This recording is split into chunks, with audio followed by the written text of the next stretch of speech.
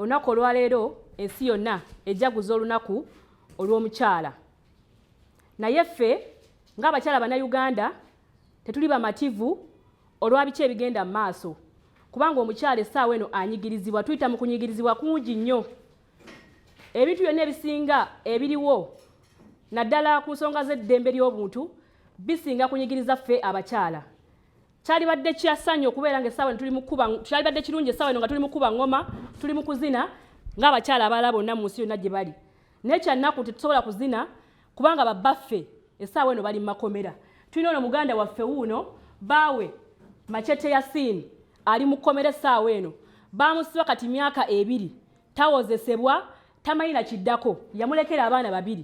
Omukyala ono yalina okusasula school fees z'abaana, yalina okuliisa abaana, yafuuka maama, yafuuka taata. So nyongera okutwala obubaka bwange eri abakulembeze baffe n'eri nakyemalira alekerawo okutunyigiriza ng'abakyala. Essaawa ne bwe twogerera enkumi n'enkumi z'abaami ziri mu makomera, okunyigirizibwa okwo tekunyigiriza mwami, kuba Machete gy'ali ayinza okuba kyonna kyaliko tetumanyi kyaliko, naye omukyala we ali wano tamanyi kiddako.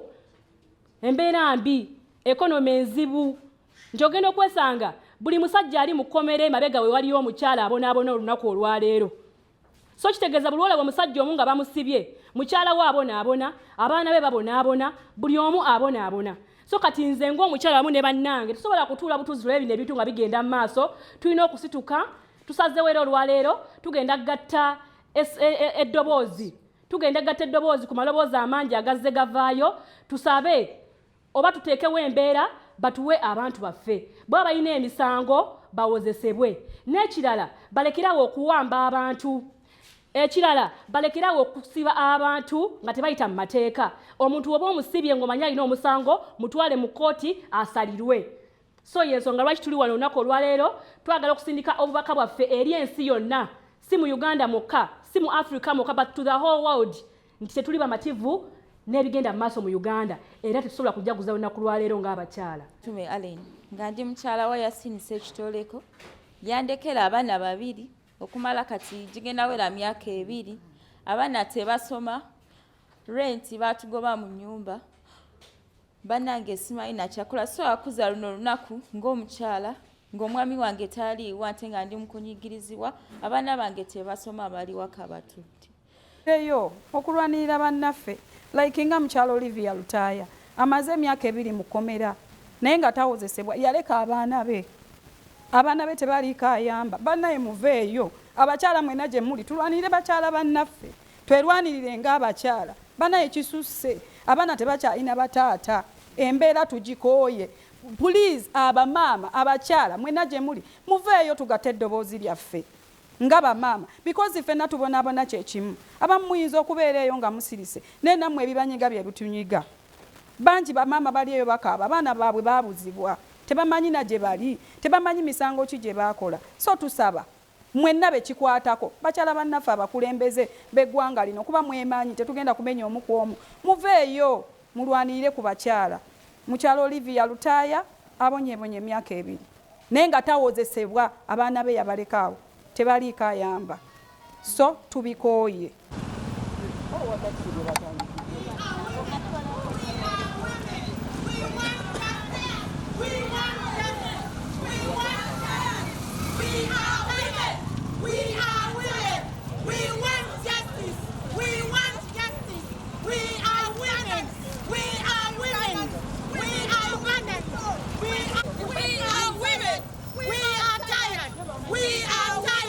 We are women. We are women. We want justice.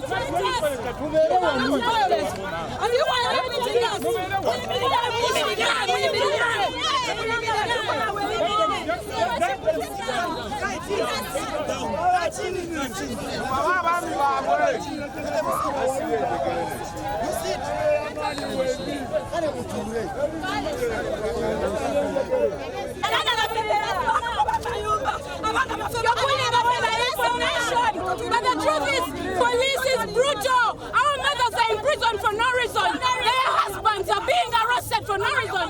There are abductions all over Uganda. Even if you hide those papers, even if you hide the information you are giving the world, they still know what we are fighting for. And all you men and women of this country and your mothers grew up and produced you, and they are now suffering as you are watching. Shame on all of you.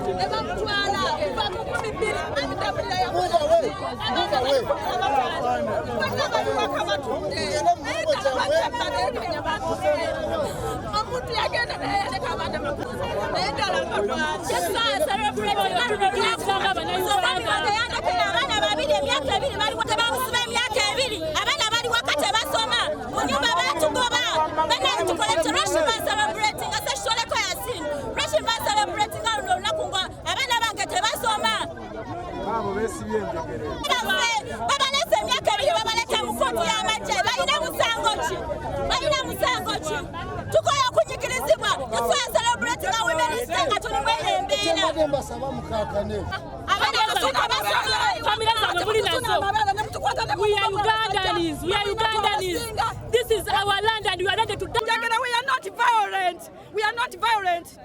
Twazanga tukabira bababa fe tubagambye mu bulungi. Tukubisa. Singa women is denga abana bafete basoma. Zomusajja wange amaze emyaka 2 mukomera bamuleta mu koti y'amagye. simanyi buzibu ki buli lunaku bamuleeta abaana bange bali waka tebasoma nze kyekisinga okunuma so ya celebrating a women's day ng'abaana bange tebasoma. This is where we come from. This is our home. We are ready to die from here and be buried from here. This is the land of our ancestors. This is the land of mothers.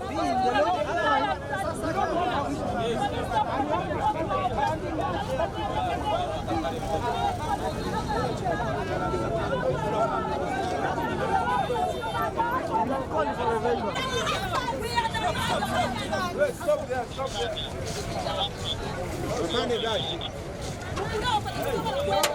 Wait, hello. Police arresting us. Why is police arresting us? Why is police arresting us? Why is police arresting us? Why is police arresting us? Why police is arresting us? Why is police arresting us? Why is police arresting us? You are Ugandans. You are our brothers who are supposed to protect us. You are supposed to protect us. We are protecting you. You are not protecting us. Everyone knows where you're taking us. Everyone knows where you're taking us. Police, stop.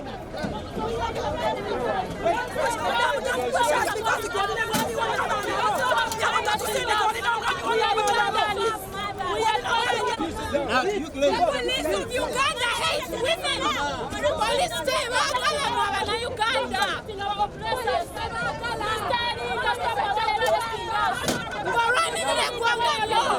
Police ejja kuwamba ng'ogeze kuba sukali okubanga sukali alinnye ebbeeyi twemulugunya sukali alinnye ebbeeyi ennyanya ya bbeeyi school fees bazongeza emisolo gya KCCA mingi lwaki poliisi etusiba bamama babonaabona